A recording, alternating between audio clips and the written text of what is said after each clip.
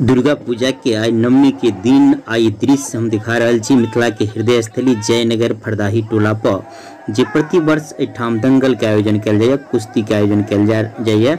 तो आई नवमी के दिने आ काल्हो खन एठाम जे है से दंगल है, कुश्ती है। ओहि के कुछ अंश जे विशेष अंश है से हम अहाँके अपने सामने में देखा रहा छी। ओना लाइव में छली अहाँ सब देख नहीं आब, लेकिन नेटवर्क प्रॉब्लम के कारण से लाइव में भऽ सके ओते फ्रेश वीडियो तो नहीं आयल। तो ओहि के किछ अंश अपने सबके देखा रहा छी में जे ई स्थान है मिथिला के हृदय स्थली जयनगर के। आ देखियो ई पहलवान जे लड़े एकर पैर उखड़ गेलै, अब एकरा साथ में फिर दोसर के लड़ल जेते जे किछे काल के बाद पैर उखड़ गेलै या बहाना कलने हुए। बहुत आदमी कहना के बहाना तो जे से अब एकरा दोसर पहलवान के साथ में लड़ल जात।